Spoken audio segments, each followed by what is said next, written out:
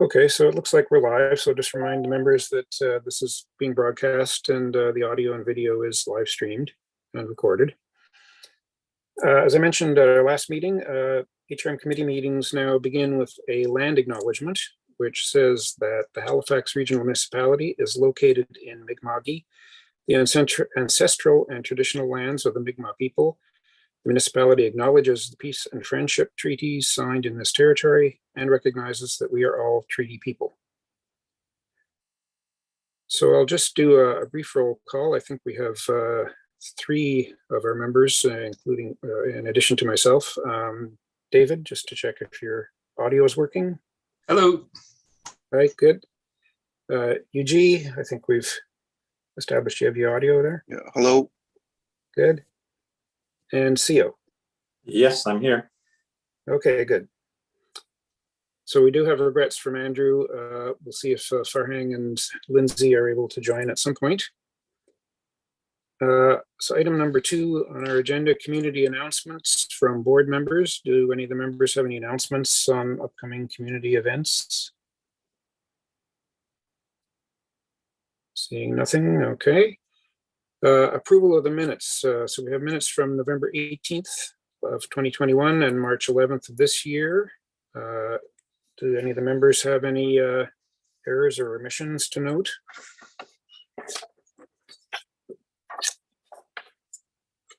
No? Yeah, it's not coming up on my computer, sorry. Uh-oh, got a login timeout. Oh, that's okay. That's not good. Let's see if I can get back in here.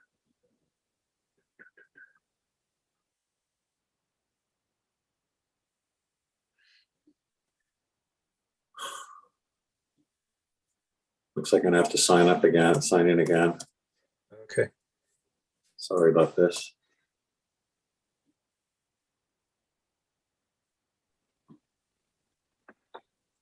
Here we are.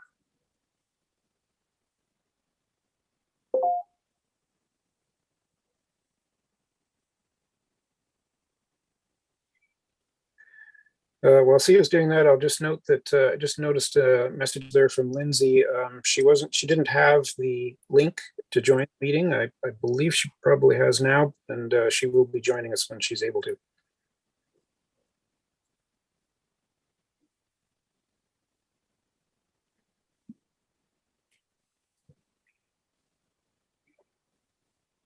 Okay, I need to.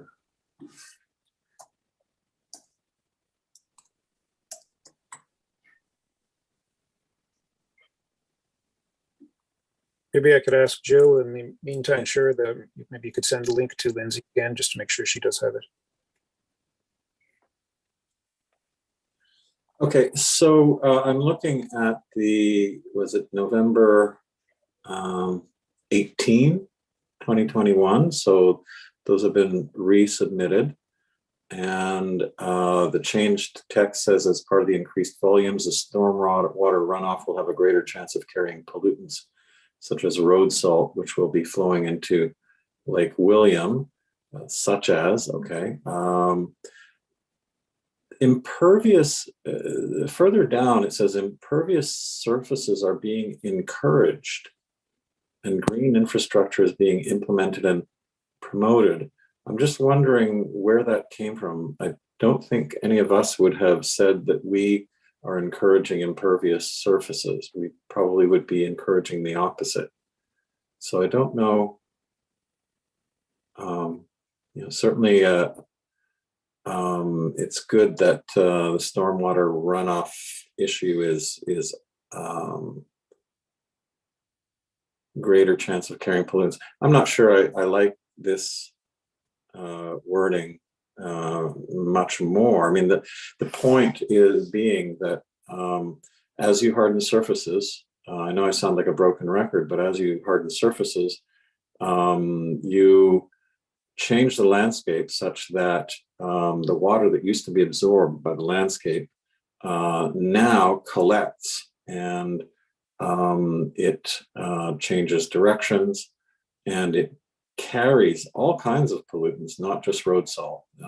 We're talking fertilizer, phosphorus, nitrogen. We're talking about pet wastes, etc.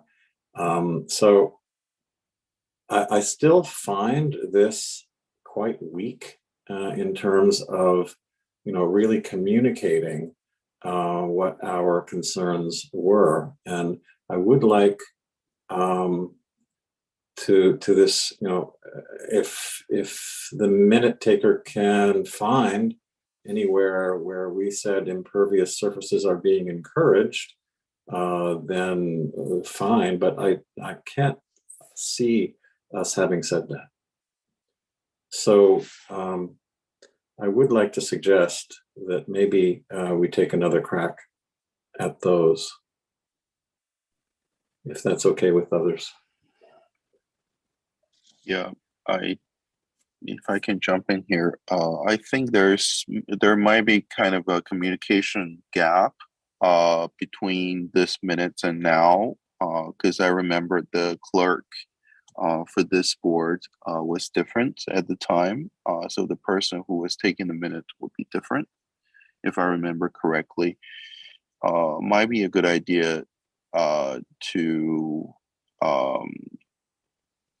communicate what kind of wording we are looking for. With, I think right now it will be Joe who's taking the minute, if I'm not mistaken. So perhaps if I could just interject for one moment, Chairperson. We definitely can take a look at the video back from November and look through and come up with some wording and perhaps forward it out to members, giving some more advanced notice so that next time we can make sure that they're reflective of what the committee would like to see. If that is the wishes of the committee and of you, Chairperson, that's what we can do. And if you'd like to defer these until your next meeting. Well, that sounds like a lot of work. Alternatively, perhaps I would be happy to supply wording along the lines that I just said. The minutes, of course, are not meant to be verbatim, but they are meant to capture the meaning that of what was said. So it seems to me that the things that we would have said in that context would have covered more than one pollutant, and I can't see that we would have ever said that we encourage impervious surfaces. So if it's okay with you and if it's okay with the committee, the board, I'd be happy to supply some alternative wording that we could decide to approve or not next time. From the municipal clerk's office, we certainly are fine with that, and certainly would work with you in whatever capacity that is beneficial to everyone involved. Okay, I think it'll just be easier and more efficient, and we can all have a look at it next time and see if we agree that that's probably what we said or not. Again, minutes are not verbatim, but if that captures the meaning and the essence of the discussion. Yeah, I can support that plan. CO, if you could do some wording and send it to the fellow committee members via email, we can probably review it and provide feedbacks. Sure. Okay. That sounds like a plan. So CO will provide some additional wording or alternate wording. We're going to circulate that first, and then the clerk's office can incorporate that into the minutes for our next meeting. We'll review them again. Okay. Item number 4, approval of the order of business, additions or deletions. Jill, do we have any such additions or deletions? There are no additions or deletions from the clerk's office. Okay. From any of the members, anything to change? Okay, so I would ask for a motion to approve the order of business, mover and seconder. I'll move. Okay, CO, and I don't know who, I wasn't sure who was first. I saw David's hand up, so we'll say David seconded. All in favor, say aye. Aye. Any opposed? Okay, so order of business approved. Item 5, business arising out of the minutes. Do we have any such business arising from the minutes, previous meetings? No? Okay. And I have a note here, Jill, something about update from the actions of the minutes of March 10th. Yes, and if I could just intervene as well, the minutes from March, the committee did not put a motion forward for those. Okay, So, but for the business arising out of the last set of minutes, there were 2 points. There was one around Burnside, an environmental plan, and also there was another question around stormwater runoff, I believe. So I have been working with planning and development services as well as energy and environment. And we can supply you with something in writing. And as well, I believe Matthew Conlon is on the call and perhaps can provide a little bit of a context around what they came up with when they did a little bit of research for you folks. okay, sure, that would be good. Yeah, I do recall that we had Michael Weil, I believe, had made a presentation about that expansion of the Burnside Industrial Park, and I had asked Michael. He mentioned that there would be an environmental protection plan required for the contractor, and my question to Michael was whether or not the Watershed Board could have access to that environmental protection plan document, just for our information.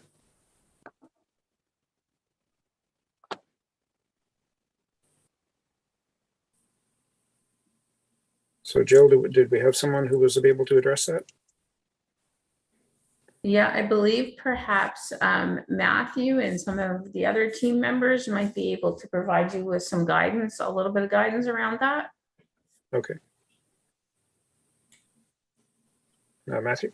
Yeah, I think Emma sent me a message saying she might have an update. So Emma, if you want to start, I can certainly fill in the details that I sent to Jill earlier in the email, but Emma, you might have something a little bit more up to date.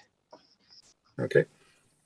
Hi, everyone. Emma Waddy. I'm the program coordinator for our new lake monitoring program. And I did follow up with John Fawcett and Michael Weil about the Burnside question.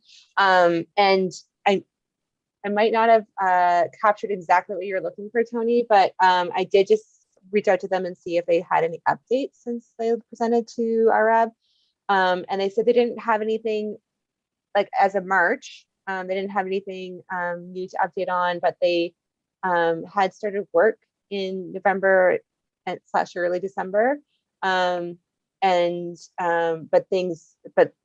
nothing really to speak of, but that they suspected things would ramp up over the next few months as we kind of get into the warmer weather. So I don't have the documents you asked about, but I can follow up about that too. So it's, if you just clarify what document you were looking for. Well, Michael in his presentation had mentioned that there would be an environmental protection plan. So that would be the document, which would be required. And I'm not sure if that would be developed by the developer or the contractor, or by HRM for the contractor. I'm not sure of the process there, but my question was, once that document was developed, could it be made available to the Watershed Board just for our information and to see if it raises any issues?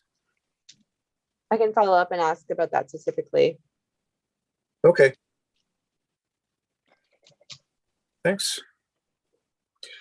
So Jill, I take it we need a motion to approve the minutes from March. Is that correct? That is correct, yes. Okay, so I'm asking for a motion to approve the minutes of March 10th, please. I can motion to approve the minutes. Okay. And seconder? CO? Okay. All in favor, say aye, please. Aye. Okay. None opposed? So those are approved. Item number 6, call for declaration of conflict of interests. Does any of the committee members, or do any of the committee members have any conflicts in relation to the items we'll be dealing with this evening? No conflicts. Okay. Consideration of deferred business. We have none, I believe. Correspondence, petitions, and delegations. Item 8.1, correspondence. Jill, do we have any correspondence? There was no correspondence received. Okay. Item 8.2, petitions, for Jill or any of the committee members if they have petitions to bring forward.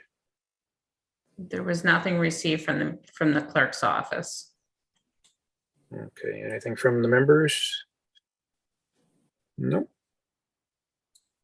Item 8.3, presentations. We have none in that category. Item 9, information items brought forward. Again, we have none. And item number 10. So going to the first one, 10.1.1. This is a discussion of the issues around the Southdale future growth node and the report that I had developed a draft of coming out of our last meeting. And Jill had suggested that for this, since I'm going to be in a sense presenting this item, at least initially, that David, if you could take over chairing the meeting, which will really just be, asking people if they wish to speak to the item, and at the end, we may have a need for a motion to approve the item and to take further steps on it. So as I said, this item comes out of our discussion around the Southdale future growth node in Dartmouth. We dealt with this last meeting and the potential impacts that development will have on the Eisner Cove wetland area. So we had discussed a number of issues about that, and I had circulated a draft and then subsequently a revised draft report that I had initially developed based on our discussion. And so the report identifies some of the issues around Eisner Cove wetland and how it might be affected by that proposed development. Some of the mitigation measures and engineered wetland had been apparently proposed as part of that development that would deal with the stormwater runoff from the new housing areas before it goes into Eisner Cove wetland. And we had asked a number of questions to which we don't particularly have the answers, so we just noted those in that report. And then that led to a couple of recommendations. HRM's standing policy right now requires a minimum 20-meter buffer between residential developments and natural water bodies. And so the suggestion was, in the case of Eisner Cove wetland, because of the sensitive nature of the receiving water and because there are apparently some steep slopes leading from the area into the wetland, that it might be appropriate to expand that buffer zone from 20 meters to a more appropriate width, such as perhaps 30 meters. And interestingly, we do have an upcoming agenda item where staff is going to speak to apparently a policy development to look at expanding the development buffer zones more broadly. So that's good. So we'll hear more about that. And then we also noted a recommendation that the quality of the existing vegetation within this buffer needs to be preserved very carefully. Sometimes lawns and other such things from homeowners intrude on what was supposed to be a buffer zone. So I want to make sure that that's avoided in this case particularly, and to preserve the integrity of the vegetation and the soils within the buffer zone. So the report concluded that these issues should be addressed by HRM before any final approvals, and referred from us into the Environment and Sustainability Standing Committee, to which we report.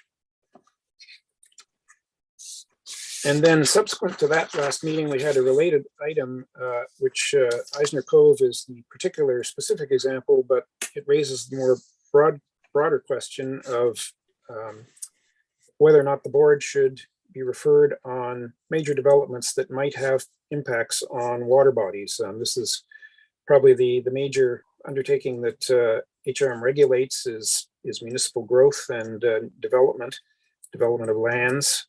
And so the feeling was that as a technical advisory body, a watershed board, that we could certainly I think, have benefit from the opportunity to review major developments, ones that might have significant impacts at least, and that there should be some mechanism to refer those types of potential developments to the board so that we can provide, the basis of our expertise and experience to HRM. So the recommendation was that major new developments with potential to cause impacts to natural water bodies be referred to our RWAB for review. And then subsequently that HRM develop some suitable policy that would allow referral of those things to the water body or to the watershed board. And obviously that might involve some discussion between us and HRM staff as to setting the parameters around that. We wouldn't want to look at every single development, of course, just ones of particular size or scope, proximity to a water body, that sort of thing. So suitable parameters and criteria could certainly be developed. And then in my draft report, I think between the first and second drafts that I developed, the province came out with an initiative that they're undertaking to, and I'm using their term, fast track developments, certain specific housing developments in an effort to, as I understand it, address the shortage of housing and in particular perhaps affordable housing. So the province has identified 9 specific development proposals which would be fast-tracked under this initiative. One of those is the Southdale development, but there are 8 others as well. So I thought it would be useful to just note those because the issues are all the same, in a broad sense. The specifics that we identified around the Southdale development could equally be applied perhaps to these other developments, and there would be some specifics, of course, for each one of them. So I haven't gone into any detail, but I did think it would be useful to identify those development areas that the province has put forward and to note which lakes or water bodies might be at risk from potential impacts from those developments. So I've included that list in the report. And I don't know exactly what process this is going to go through. The province has said that they will, in their terms, be fast-tracked, and that the development decisions, planning decisions have essentially been taken out of HRM's hands and will be handled by the province. Now, I am told by contacts at the Provincial Environment Department that the normal permitting and approvals process at the provincial level will still apply. So things like wetland alteration permits, alteration of a water course, various things that need provincial approval would still apply to these developments, but I do have some concerns about the timeframes involved because some of these have been identified as, for a potential start date of the fall of this year, and those approval processes are not necessarily fast. There are several, defined steps that things have to go through and reviews that have to be done. So we'll just have to wait and see, I guess, how things work out. I'm not sure how those are going to fit into those timetables. And I did put forward at least a recommendation for HRM that I think it will be very useful for if the lake monitoring program that HRM has proposed and that is getting underway, I believe, if it can be started up in time to at least establish a little bit of background water quality for these lakes over this summer and fall prior to development activities, and then on an ongoing basis to be able to detect changes or trends that develop in those water bodies. So that's the recommendation for HRM. So David, I guess I'll turn it over to you if there's discussion or if we want to make a motion to forward this to the Environment and Sustainability Committee. Thanks, Tony. So this was a relative, you did a fantastic job writing it, and there was feedback throughout, and I think everybody, there were some excellent contributions throughout, and I think that the document as it ended up is much improved through that process. But Yes. Regardless, is there any further discussions? Anybody have any questions, comments, queries, concerns on any part of that before we make a motion? If I can just quickly jump in here, in terms of the process, I don't have any concerns or comment on the content of this letter, but more so on kind of the relevance and purpose, because as Tony mentioned here, the provincial government is trying to take over and fast track the approval process.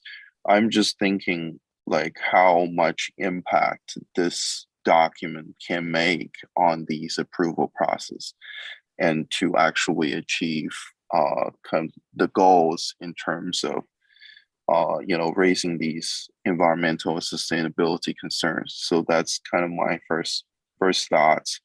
And then instead of looking into like the specific environmental review itself, I wonder if there's anything in the future we can do to look at the kind of the approval process, a little bit of a process engineering in terms of policy making, because I recognize that there's this constant drag between, because right now housing crisis is a thing here in Nova Scotia.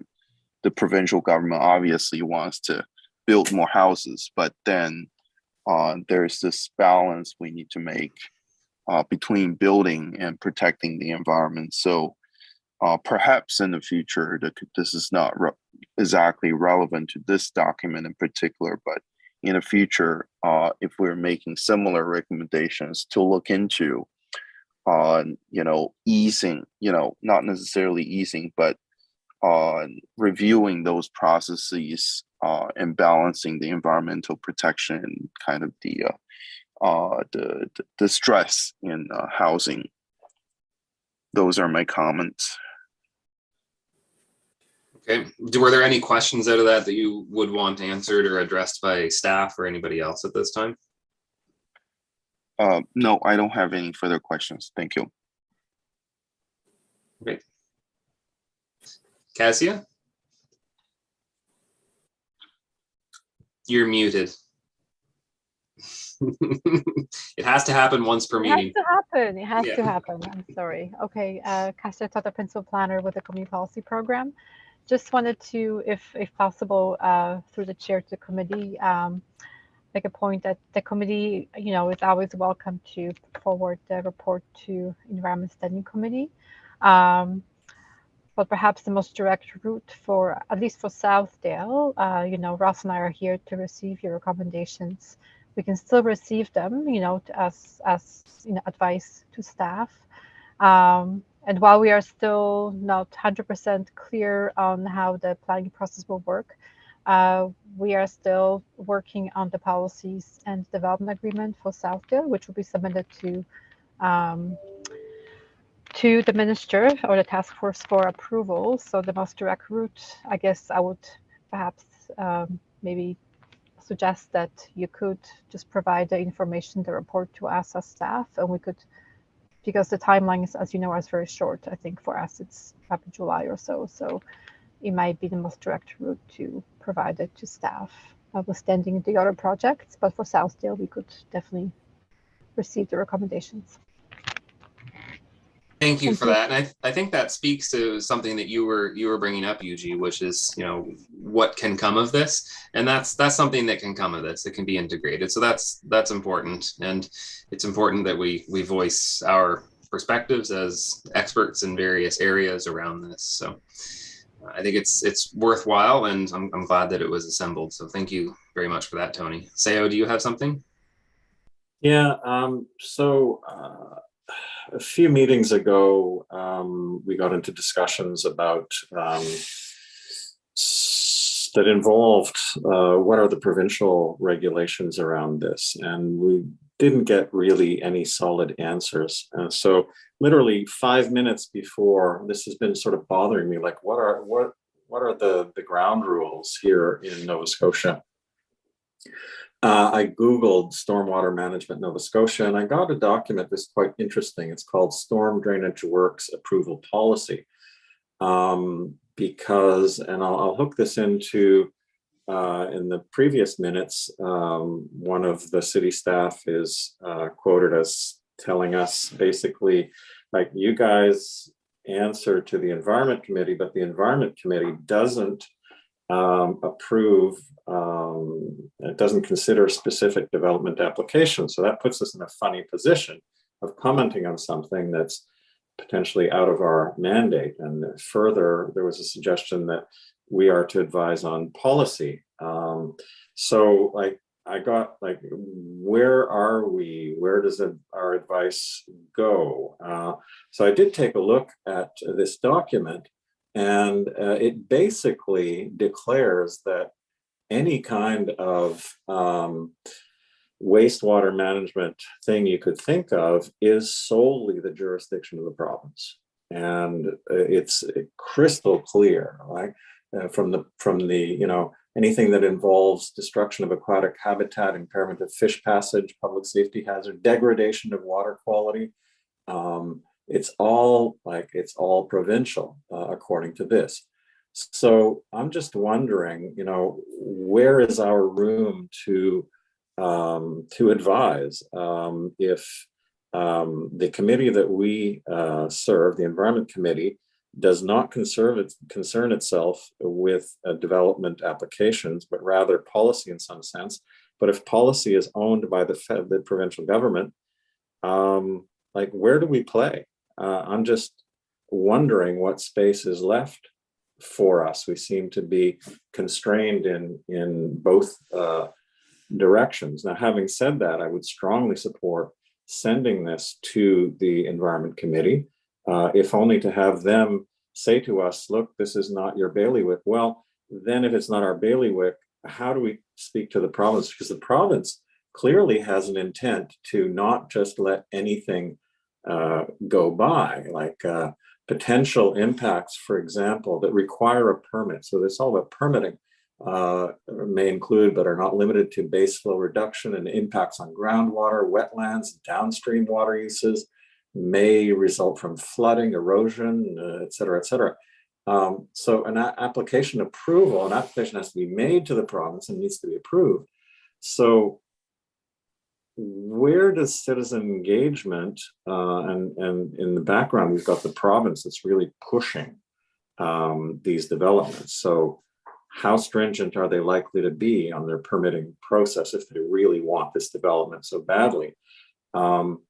So there should be some public engagement. There should be some expert, some unbiased, disinterested from a financial perspective, expert advice saying, well, just a minute, you know, are these best practices? And who should we be talking to? And if we can talk to the province via the committee, maybe that would work. But I'm just wondering, and it relates to Eugea's question, like, where does this fit? How do we play? How do we ensure that our views are reflected and end up in what seems to be the only relevant process, which is the provincial permitting process to alter watercourses? So that's an open question. So having said that, I think we go ahead, and certainly we can copy staff. I mean, staff already have the letter, but certainly going to the Environment Committee, I think, with this letter is very important, if only to have them tell us how they react to us. And if they tell us, well, you know, this is not our bailiwick, so by definition, it's not your bailiwick. Well, you know, we're a bunch of experts who have strong opinions on this, and we have a lot of experience, and we really care about the rivers and lakes and streams. So how do we make our voice heard? Okay, thanks for that, Sale. Or is anything about in there? I think Tony, you want to speak to that? Yeah, just a few things. I did consult with some people at the Provincial Environment Department, and CEO is perfectly correct. There are a number of different permitting processes that could apply to any development that might affect a water body. There's a, what is it out? I'm trying to find the correct terminology. There, as CEO alluded to, the stormwater drainage works approval policy. So anything that alters a water course is liable to need a provincial approval. Anything that alters a wetland may require provincial approval. So those processes are standard and do exist. as I think I mentioned earlier on, it's not exactly clear under this fast track process with the province how those normal permitting and approval processes are going to fit into that accelerated process. So we don't know that yet. But I agree certainly with CEO and UG. You know, I think it's important to have the Watershed Board refer our views and concerns and recommendations to the Environment and Sustainability Standing Committee of HRM. What their scope is to take any action as a result isn't exactly clear to me, and probably not to any of us at this point, but we will perhaps see what results from a referral if that report goes to them. I do know that HRM and Cassia mentioned, you know, that they have a development agreement process ongoing in regard to the Southdale growth node. And HRM does have some scope to impose conditions on development under those types of agreements. So there may be some scope for doing that. And I'd be happy if Cassia wants to comment on that.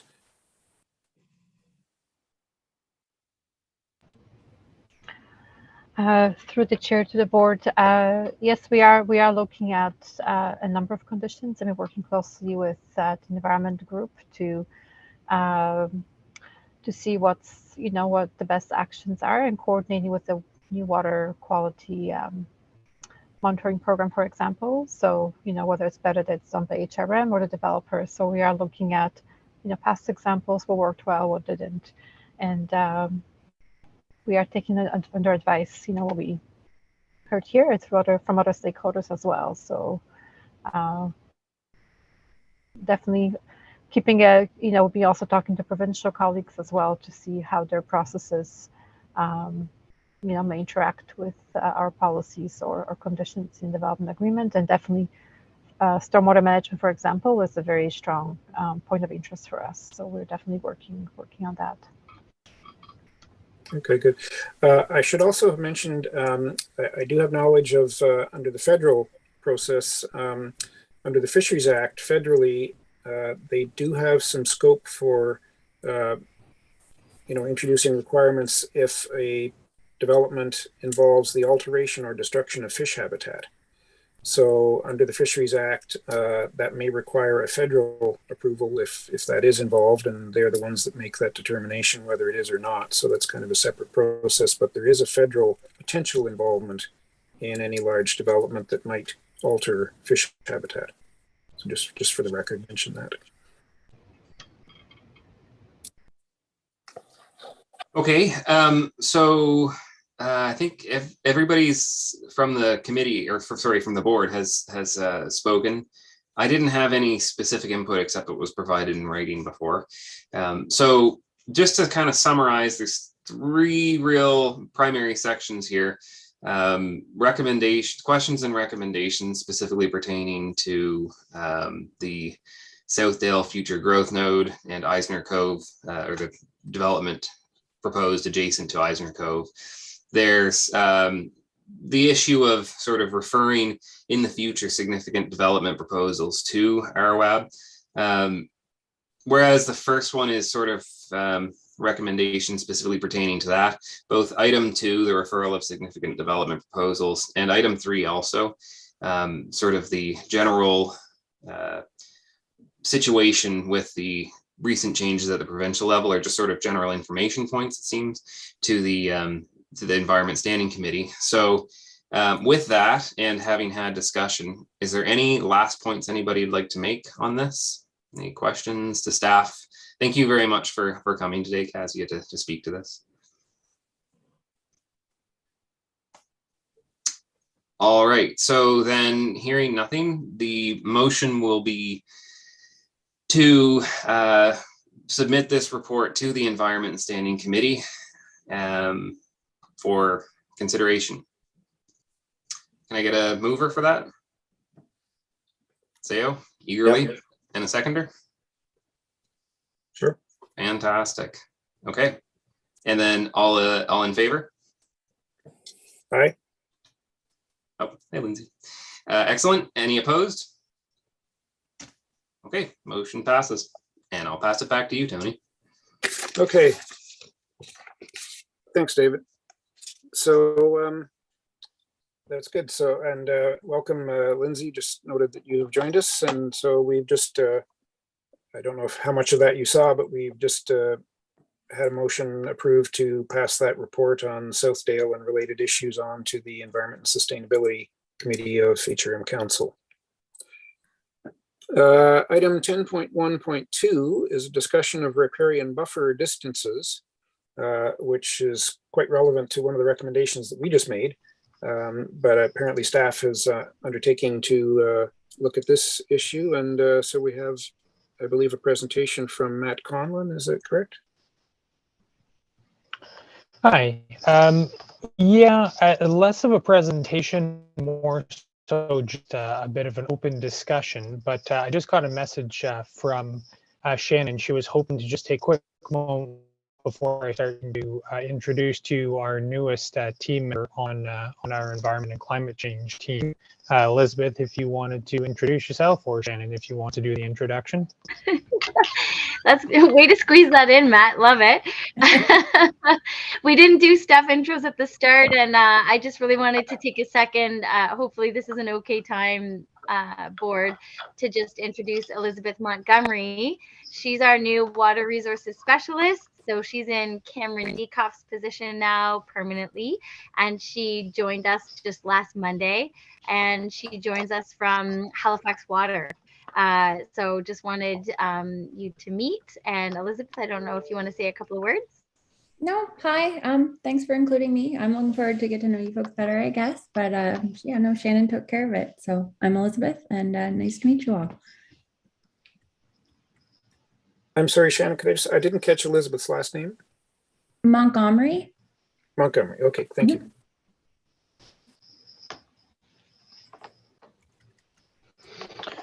Perfect. Okay. Well, I'm glad we were able to squeeze that in. Shannon will be delighted. So the reason I brought this, you guys,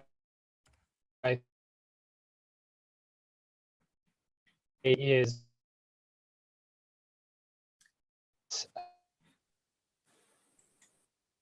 Matthew, I'm sorry to interrupt. Is anyone else having this? I'm not getting Matthew's audio. Yeah, Matthew, yeah, I cannot hear him. It's Jill McGillicuddy from the clerk's office. You may want to turn your camera off and see if that helps with the feed.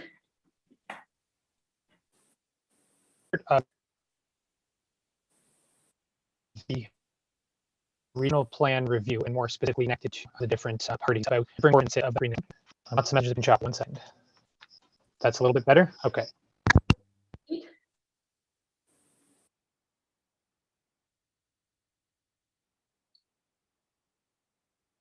Okay, I'm sorry, I'm still not getting Matthew.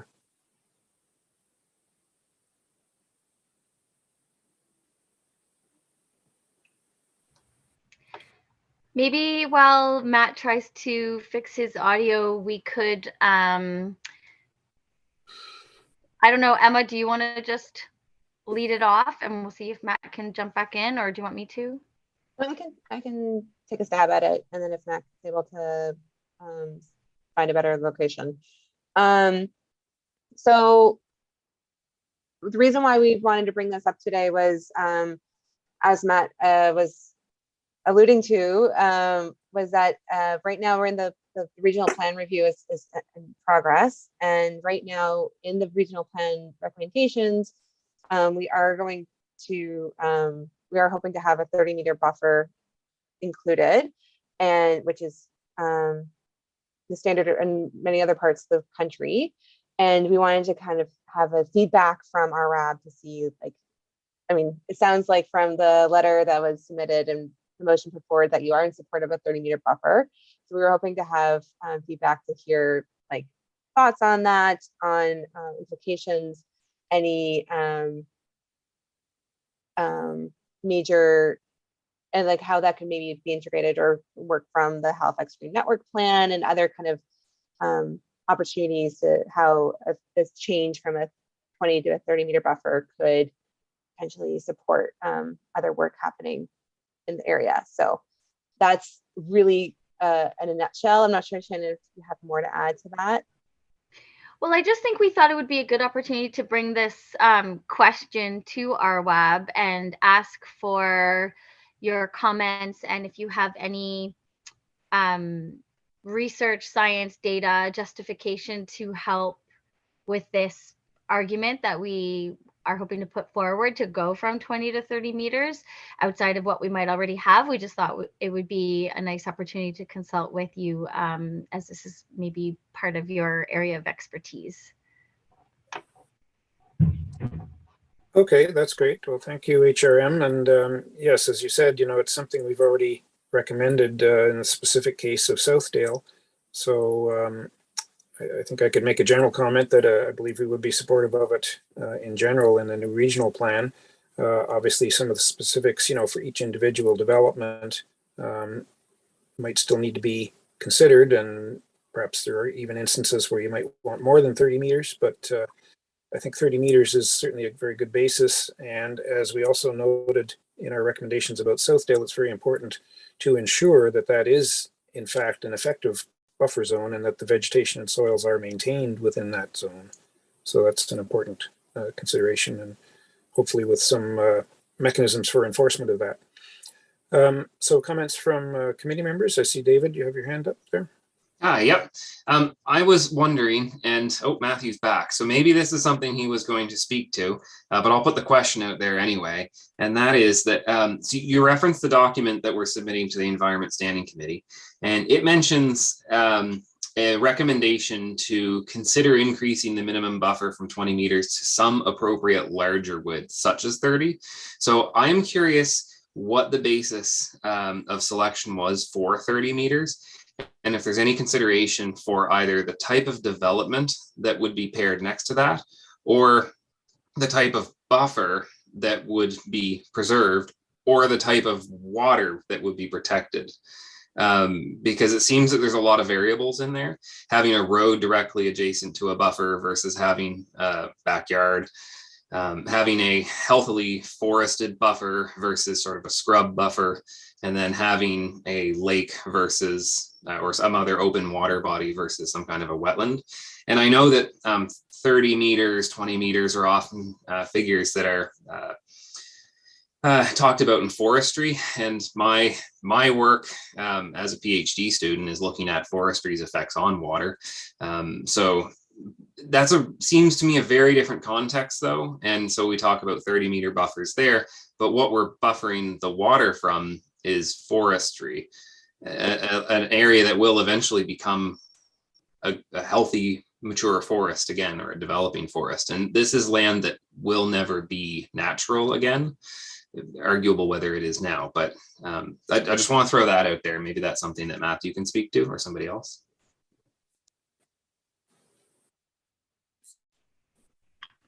I can certainly try. Can you hear me okay? Okay, good. I'll try with my video off. There is still a little bit of choppiness here and there, but we'll hope for the best. I can't speak specifically to why the 30 meters was chosen as a number. Unfortunately, that would a little bit before my time.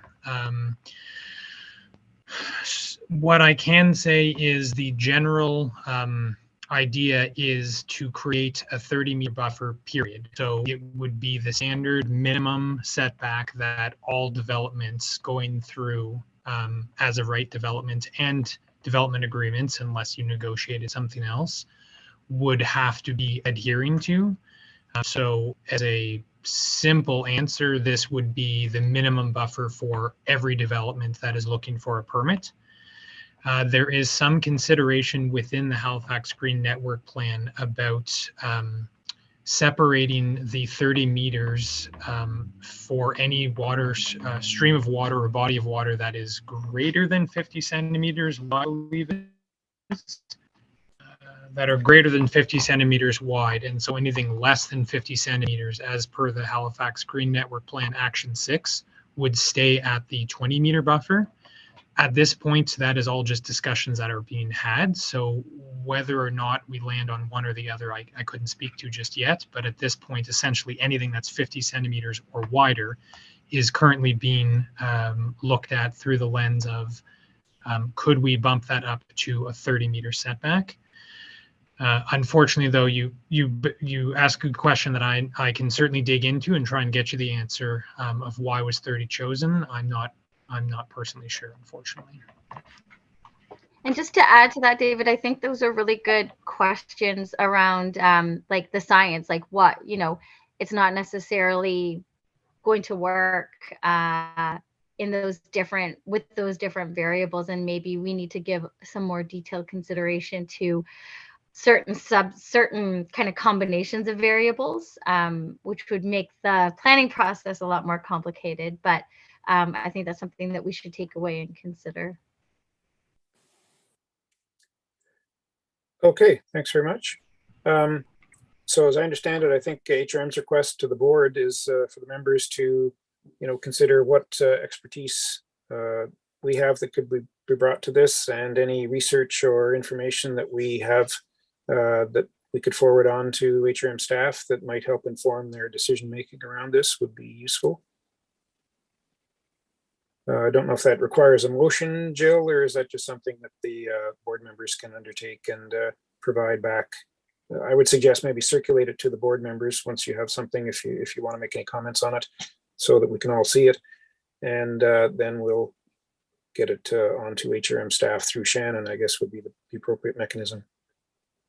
Yeah, my only other thing would be that perhaps any discussions that you're having at some point should be in the public realm as well. So if you wanted to go and gather thoughts, and then perhaps Shannon's group could make a time to come back and hear in a public format, just because you are a board of council.